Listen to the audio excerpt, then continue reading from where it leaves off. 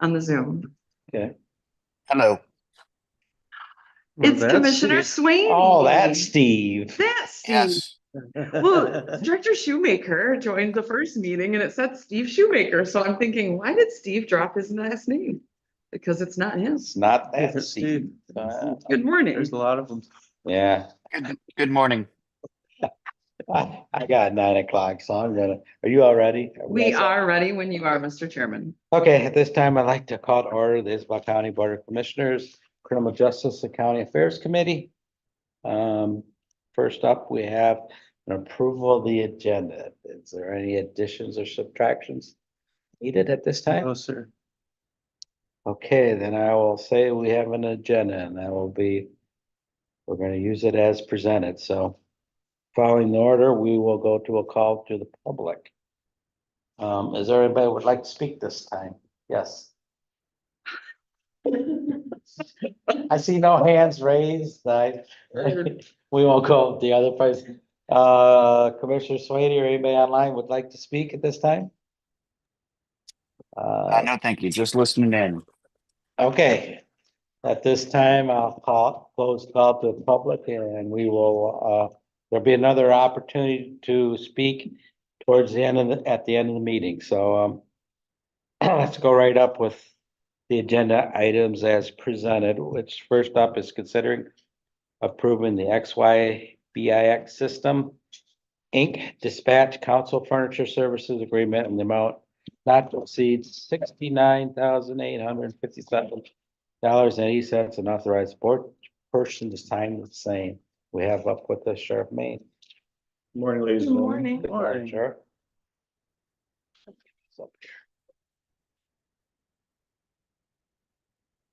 This is basically the same thing we had earlier. So this is part of the construction project. A couple of key points. It doesn't come out of buyout, doesn't come out of contingency. It is part of the, it's already included into part of the furniture budget, which is trending about 50%. We probably will use a little more of that. We're gonna actually pull monitors and TVs and things, I think, out of furniture, which will save us some the tax stuff. So we kind of made some changes there to save us some money, but this is already included in the process. These are very specific desks. In the last meeting that we had this in front of you folks, you asked for some more documentation. Yeah. The one thing that I didn't really put in there really has to do with the security wiring and stuff, and we wouldn't release that under FOIA for safety reasons and so forth. But I did try to give you some look of what it looks like. So on the second page are those wires and all those monitors. So it's not a desk that you can just kind of buy from, our vendor that we get desks from and stuff and think it's going to work. So it actually, the two areas that these desks are going to go into have been designed with Zybex engineers and our architects to have the flooring power and the wiring all come in onto the floor. So it's kind of designed for these desks already. They are expensive, but they do a very specific job and they are 24/7 occupied. So they're heavily used. They are the exact same company and style of desks that our dispatch center has used for many, many years. They are very hardy desks. They don't have any problems with them, and it's been a really good company to work with, my experience and from Mark Griffiths with his time. So we just need really the contract needs to be approved. I mean, the funding's already part of the project, and again, doesn't come out of anything other than the furniture budget, which is already set for the project. And I just want to clarify that a little bit. We talk about it being a $48 million project. And our loan from USDA was $41.5 million. So we know part of the project was ours, like the furniture is part of the difference between that 41.5 and 48. It always has been in there. And as Sheriff mentioned now, even with this cost, it's running at about 50% spent for the project. Yeah, for that furniture line item. Yeah. So that was the only other question I had is what future you're at 50%. What's the additional cost? Are we still within budget for that? What else are you gonna need So within the furniture line item? So these two desks are included with all the furniture of the whole structure already. So we're trending about 50% with everything we need. Now, we are going to probably use a little more of that because we decided to, again, buy the several TVs for the cells in different places and monitors and things, because there was a lot of discussion from the board about not paying sales tax. So we actually could probably save some money by doing it out of Out of our that fund portion. Mhm. and save some tax dollars, you know, from not that. So we're not going to use it all. I mean, the TVs aren't gonna hit the $250,000 that are left in that line item. So we will use a little bit more out of it. So- Mattresses was another thing. I remember that was, but you're bringing over mattresses. Yeah, the mattresses are like $70,000. So it's, you know, there's a few things that'll come out of that, but it's not, we're not gonna drain that or be in trouble with that line item and probably have money left in that when we're done. So your furniture needs a 80% done. So the furniture's already included. That's all part of that Yeah. initial 50%, including these desks. Even the normal desks that we'll have in the offices, the chairs. That's what I'm cabinets, trying to all of see. that is already It's already in included in the 50% And that's that's, we're still within. we're still with the within. budget, yeah. We've had multiple meetings with that part of the vendors for the project, and they come about once every other month or so. So yeah, we've had good conversations and I'm pretty much right on track with those folks.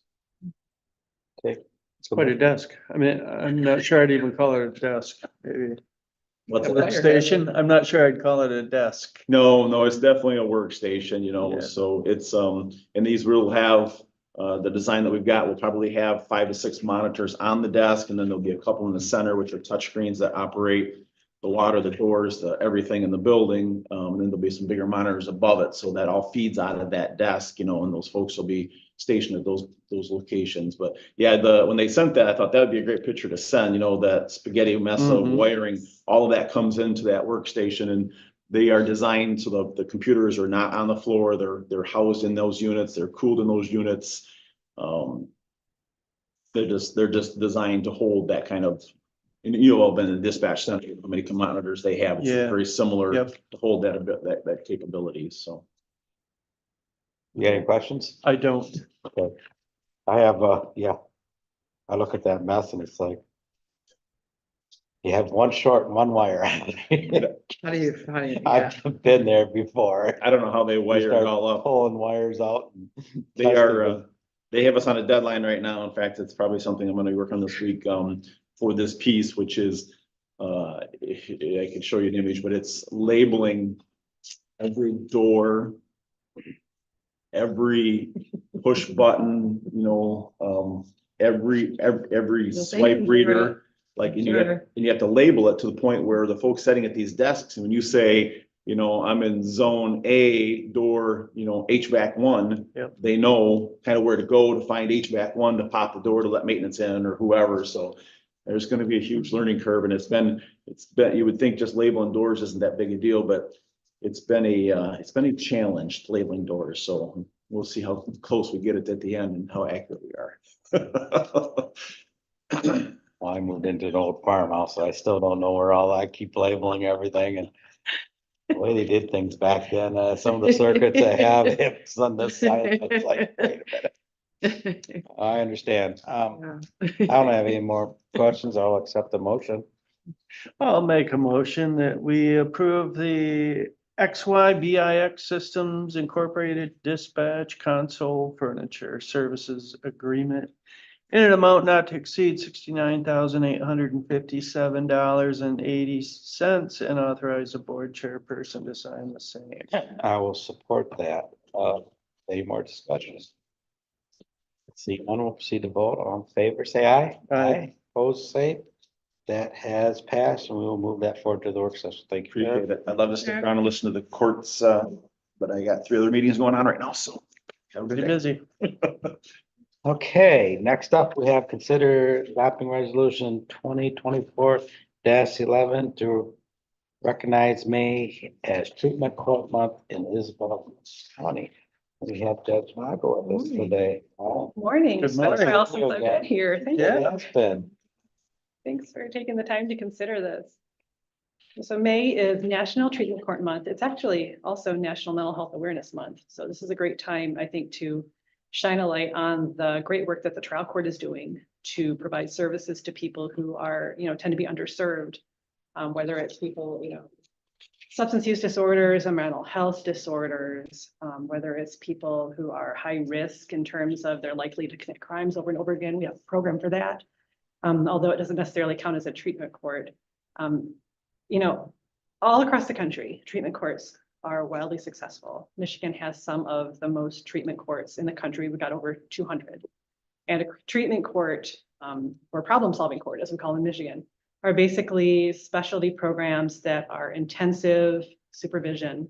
They are very time-consuming programs and staff-consuming and resource-consuming. They're also very rewarding because they're high risk for people who are more likely to commit crimes and high need for people who have substance use, mental health disorders. It's a combination of treatment and programming and supervision that's designed to, reduce recidivism and increase likelihood of successful outcomes by focusing on treatment. And Isabella County, the trial court hosts 2 treatment courts. One is the adult drug treatment court, which we call the recovery court. And the other one is the juvenile drug treatment court. They're different programs, obviously, because they're different groups of people, kids and adults. But what they have in common is that they're both very successful. Speaking as the judge who presides over the adult drug treatment court, I can tell you that our recidivism rates are very, very low. The latest info that we have from SCAO, who is keeping track of our numbers for us, tells us that in the last 15 years of our program, no participant 3 years after admission into the program has picked up a new drug or alcohol offense. This is an almost unheard of success. All of these programs are successful throughout Michigan. Ours is particularly successful. The recidivism rate for people with drug and alcohol offenses, and think, drunk driving third, possession of a narcotic, the recidivism rates are really, really high. If you wait long enough into the future, they're nearly 100%. The fact that we're reducing recidivism while, running programs that are largely grant funded, I think is really special. And I think this is a great time to call attention to that. Yeah, I think Isabella County, ever since I've been on this committee and board, that we've been supporting that. And the only thing I say negative is that so my other counties are getting into it, so our share keeps going down a little Right. bit. So I think we were one of the first ones that really stepped into it and Yeah. we've I always hear- supported it, but Commissioners from other counties talking about treatment courts like it's a new thing. It's like, we've been doing that forever. We're experts, it's old hat. Yeah. Yeah. you know, I suppose to get a little bit off the topic, but that's always one of the talking points about the jail. Why'd you need a jail? So, the jail was built in the 50s and it was built to punish people instead of the jails today needs to be more treatment. So, Yeah. Exactly right. and that's one of you try to explain that to it, that the old facility just didn't have the medical or the separate the ability to do it as the new jail will be able to. So these treatment courts, I imagine, are voluntary. So the treatment courts, the adult and juvenile are voluntary programs. Swift and Sure Mhm. isn't a voluntary program. It's also technically not a treatment court. It's a sanction based, but they're all great programs Mhm. that work, with different populations. These are voluntary. And the carrot that we use for the adult treatment court is, either a reduction in the sentence. So, plead to an OWI third, and if you successfully complete it, it gets put on your record as an OWI second as a misdemeanor. But we also have an ignition interlock program, which is a sobriety court driver's license, essentially. So if people are in the program long enough with no violations and they are, they're monitored highly, the Secretary of State allows us to give restricted driver's license to some of our participants if they have an ignition interlock installed in their vehicle, which means they know they're not drunk when they're driving. They have to blow before they start driving, a couple of times while they're driving, so that's a really big carrot, because otherwise you have to wait a really long time in front of the Secretary of State to get a driver's license back. We're able to give it to them so that they can, get back to work. Yeah. And they can get to their programming and their treatment that they need And it also incentivizes them to keep doing well in the program, because if they get violations, then they're not going to be able to keep their driver's license. And so the addition of the interlock program for drug courts throughout Michigan has actually improved recidivism rates, because people are even more motivated to keep Sure. doing what they need to do. Yeah, Yeah. employment is a big factor in keeping people out of trouble. Yeah, and I think the statistic is 85% reduction in unemployment for participants in drug treatment courts, which is staggering. Yeah. Yeah, Such a source of pride for us. it really is. I think the county has a lot of amazing things going for it, and the trial court definitely does. When times are difficult, not enough light is shown on these really great things. And I think that this is an opportunity just to celebrate what we're doing right. These are definitely things we're doing right. Mhm.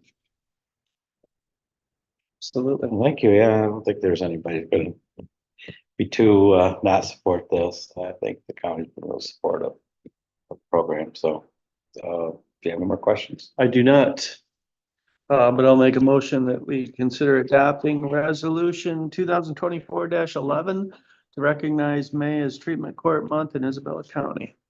And I will support that. Is there any more discussion? Seeing none, we'll proceed to vote. All in favor, say aye. Aye. Opposed, same. That has passed, and we'll move that forward. Thank you, so Judge. much. Thank you. Thanks for having me. Yeah, good to see you. Good for Nice you. seeing you again. Okay. Okay, let me see. Next up, we have consider supporting the court's intent to apply for juvenile juvenile drug treatment court grant funding in the estimated amount of $110,930.29 for fiscal year 2025. And we have Court Administrator Carrie Curtis with us today. Good morning. Maria was unfortunately unable to join us this morning. She is our drug treatment court coordinator, as you know. This is our FY 2025 grant application to continue our juvenile treatment court. It is increased a little over last year. Last year's award was $100,000. The changes are because there are screening and assessment requirements coming in October for every single juvenile. So that comes into the court, and some that do not, because they may be eligible for a diversion or something else prior to entering the court program. This application would only cover those assessments for the youth in treatment court. There are some other minor adjustments based on usage and those kinds of things, but it is a pretty standard grant application that we're used to seeing. We say estimated amount because we're still finalizing those numbers, so it could vary slightly, but not much. So will we be seeing when the grant application comes through here, or we're just approving for you to apply? I have a bunch of questions going on about the grant. No, I have some questions and nothing. So the court technically doesn't have to have approval of the board to submit our grant applications. As you know, as team players, we have always brought these to you and asked for your support. We say it's an estimated amount, so we would not be coming back to ask permission to apply. Where we have them almost finished, but we have a deadline of the end of this month, so we needed to get that information over here to you. We will bring the contracts back once an award is I'm just provided. more or less curious. I know one of the problems that we seem to always have is the cost of testing.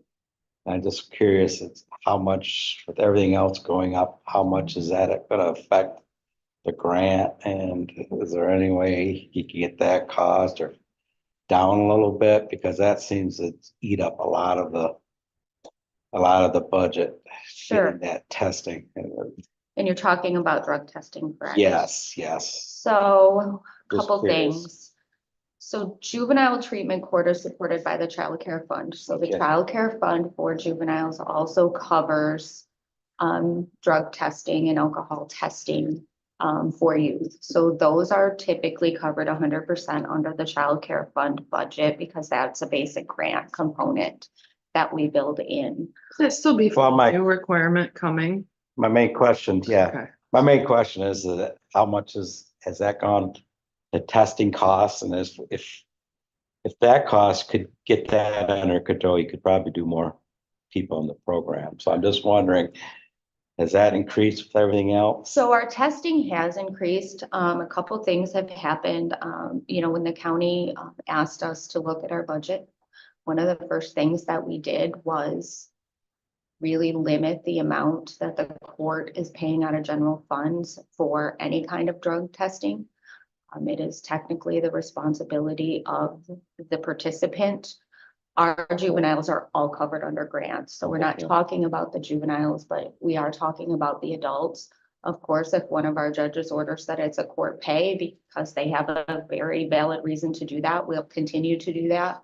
But we have really limited those, and the judges have started even more so looking at, whether that person A needs to be tested, B, whether they can afford to participate in the testing. Do they need the same level of testing that would have been ordered in a different circumstance where money was not an issue? So we're really looking at all of those things, and we've already started to see a pretty significant decline in general fund expenditures for that. So yes, we're looking at those numbers. We're doing more in-house testing of our court users, so that saves money there. We're not set up super ideal for that. That was not built into our building. That's kind of what I was wondering of where we were going, because I know when we did a lot of testing and in my business at one time, but like I said, takes time, but it saves some costs, and I was just wondering. Seems like every time I look at that, the amount they spend on testing, it just seemed like it'd be more efficient, or they'd be able to offer it at a better price than what they do, but Well, it's a monopoly. I So know. there's only really one agency in town that does it anymore. There used to be one, another came into town. The first one ended up leaving, so the biggest thing we use it for though is weekends and holidays. So, Okay. I mean, we use it in other instances as well, but a lot of that has to do with making sure those long periods where the court isn't open are covered to help our participants in our programs stay on the right. I apologize. It's just been always one of my pet peeves is that they have costs, and it just seems like that should, the more there is, it seems like they could get more efficient on the prices they charge. Well, there you go, Commissioner of Business Opportunities for you. Or testing service. No, thank you. We are continuing to work on. I understand that, and it's nothing against you guys. It's just it's more of an issue in the state. Are participants billed for screening? The ones under grant programming are not, because that's part of the grant. Mhm. When it's grant dollars, we can't charge it back to the participant. Otherwise, then we'd have to report it as income on our grants. What's the point of having the grant for it? Right. The other thing is there's no statutory authority for the court to bill someone for their drug testing if they're not paying it themselves. So it's not like the court can pay it and then charge it back to the individual, because there's no statute that allows that to happen. So either the individual has to pay themselves when they go to the agency, or if it's a court pay, then the court has to pay and we have to eat it, for lack of a better term. I don't have any more questions, thankfully. The, You have to understand, we're in the middle of a planning season, so even my wife thinks I'm difficult to live with it sometimes during this time of year. You understand, My you know, husband has 200 hours in 2 weeks, so I understand you know how it exactly is. how difficult This you are. time, yes. So anyways, you answered all my questions, and like I said, I will, You're fine. the I rest have, of you will I be have out. one more, if you Yes. don't mind. So the additional screening and assessment, is that something that came out of the Lieutenant Governor's task force?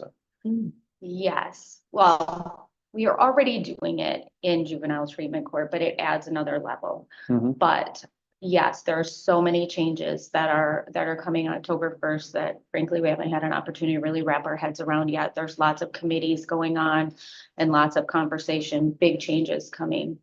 That will be bringing some presentation back to you that should explain what that's gonna mean for the good. county. It's gonna mean some things, Mhm. Good things, bad Great. things. both. One are gonna be following in the, they're not I necessarily. don't know, we're waiting to see. We're waiting to see, but it is, I mean, I'll tell you, it is eliminating fines and costs for juveniles with the exception of restitution and crime victim rights. So that means if we place a juvenile, we can't get that money back.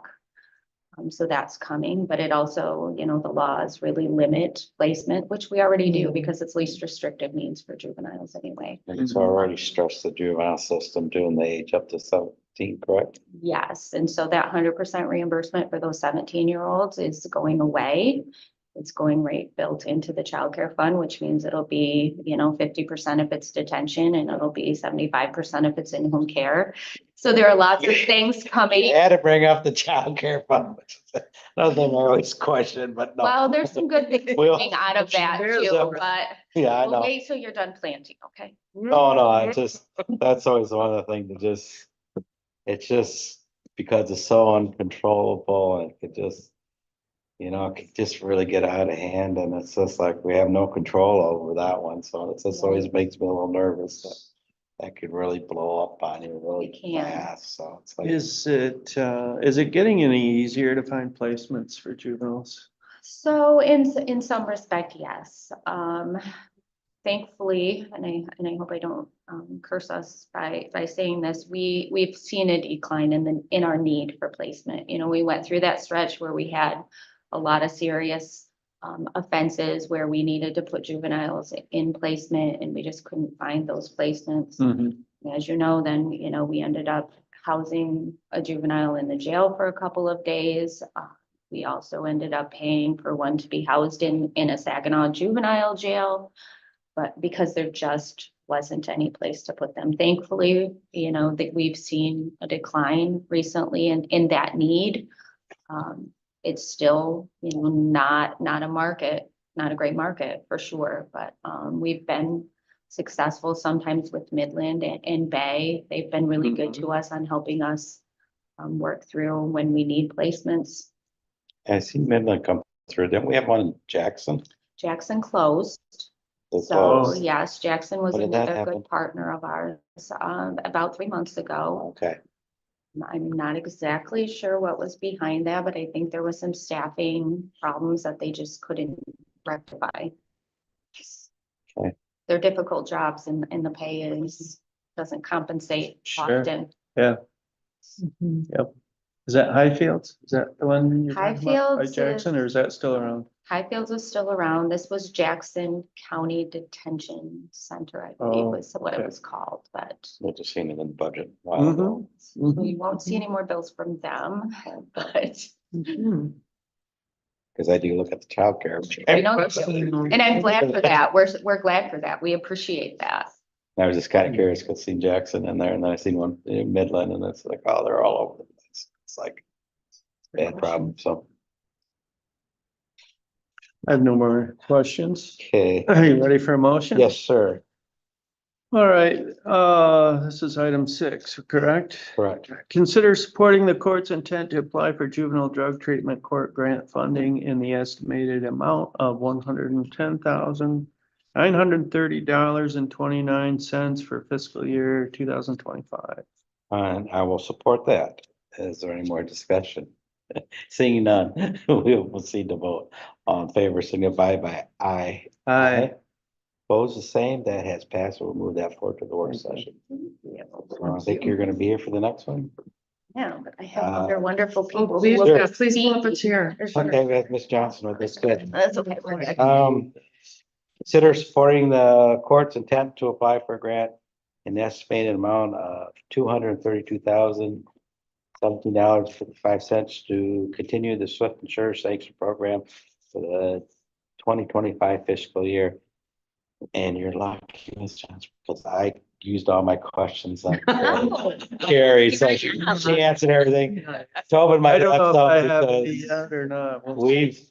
I've seen this for years, Yep. so Mhm. I don't have any real questions, but I'm sure Commissioner Hope might have a few. We've been doing this since 2011, so 13 years. We've been 100% grant funded every year. And we also use our grant, like in its entirety. I mean, I think there have been a few years that maybe we haven't, I don't recall exactly when, but we used our grant. So our grant for this year is a little bit more than, we asked for last year. It's to cover the increase, the step increase for our case manager, our drug testing, but this year that is new is our supplies, like our office type supplies, paper, toner, that kind of thing. Jail housing and our drug testing supplies. And it's about $9,000 more than last year. Last year we asked for 223,000 and we're granted 223,000. So I am hopeful for this year. That's something we did with all of our grants, starting with our community corrections grant that we brought to you a month or so ago. We really started looking at the office supplies, if there's cell phones associated, all of those things that were really general fund expenditures, and started building them into our grants, even more than we'd already been doing in that effort to reduce that expenditure from general funds. So hopefully we get those awards, but we really try to focus on estimating what those would be like, even in so far as, okay, how much toner do we use? Can we build a couple toners into these? Because we all know that's a couple $100 here and there. So Yeah. yes, we really, really focused on that this year. So. So Great. that's in mileage as well. Is built in mine, so we'll see what we get.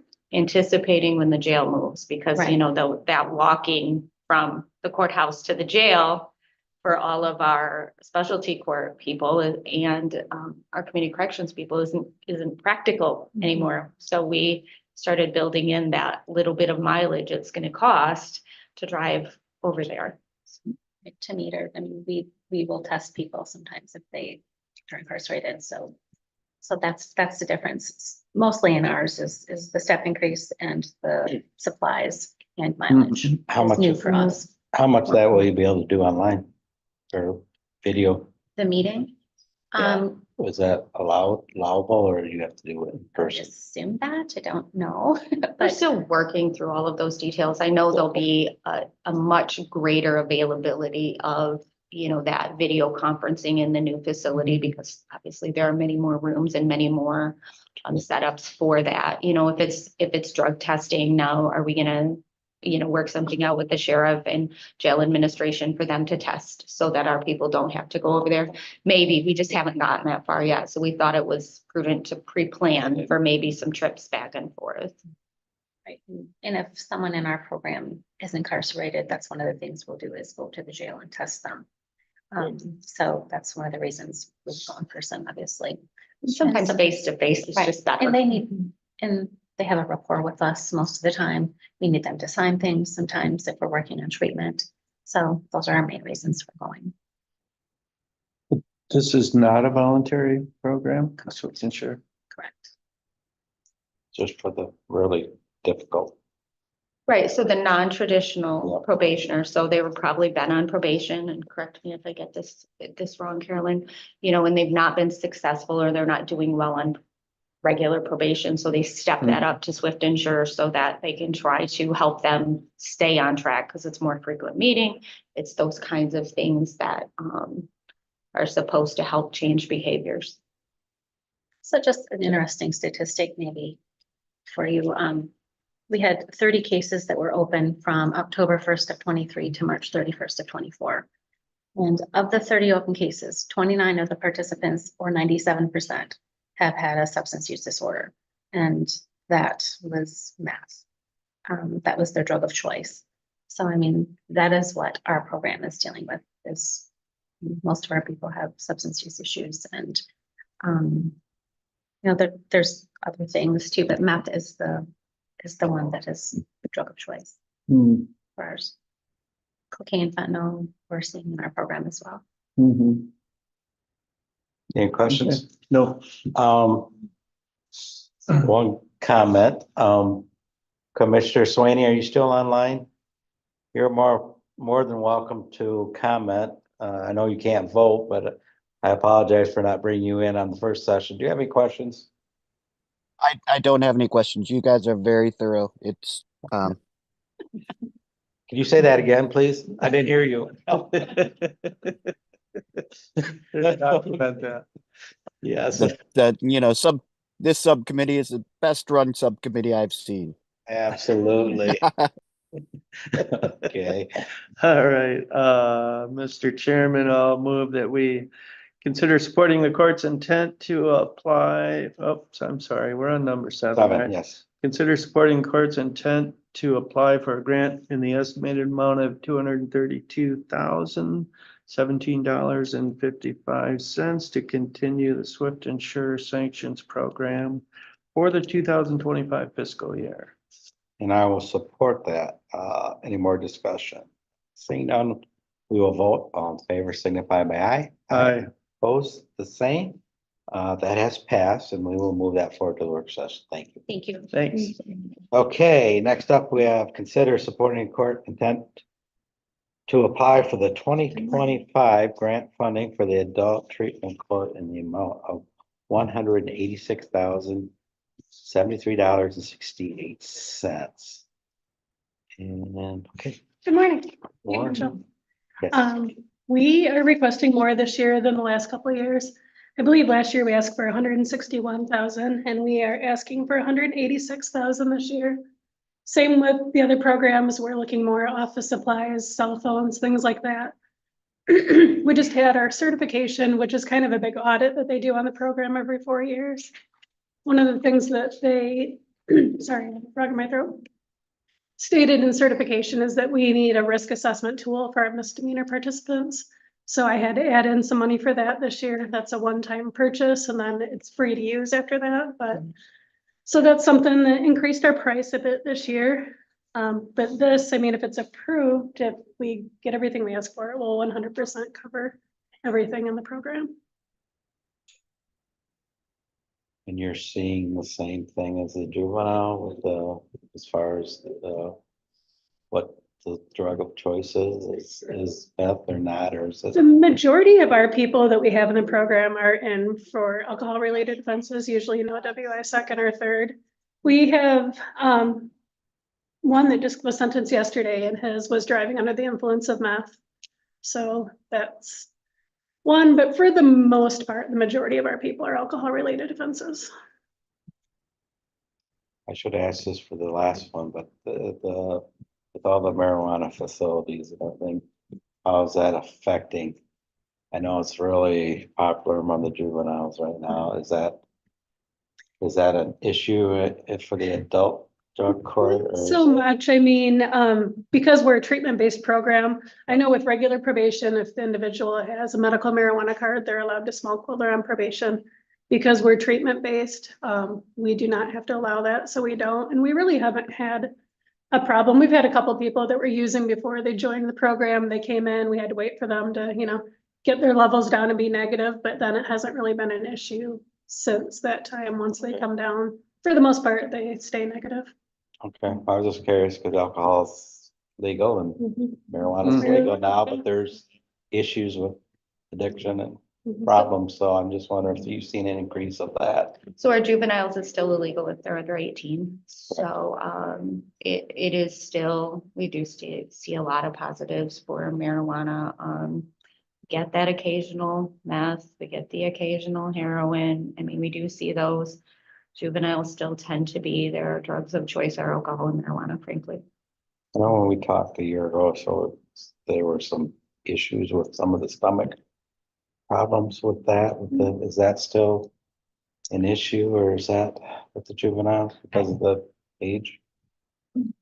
I don't know. Or is that For just sure. something they just don't know a lot about yet? We just don't know a lot about it for sure. Again, we're still seeing the vaping, but those are not really something that's going to get them into drug court, but there's tons of that. A lot that's being handled in the schools. They have their own diversion programs that they just take care of it there and they may never get to us. So that's outstanding. And that's through 1016. So there's a shout out for them. Like I said, we've seen this program, been very supportive of it. So Like I said, I don't have any more questions unless you do. Neither do I, so I'll make a motion that we consider supporting the court's intent to apply for 2025 grant funding for the adult treatment court in the amount of $186,073.68. I will support that. Is there any more discussion? Seeing none, we'll vote. All in favor, say aye. Aye. Aye. Opposed, same. The motion is passed unanimously and we'll move that forward to work session. Thank you. Thank you. Thank you.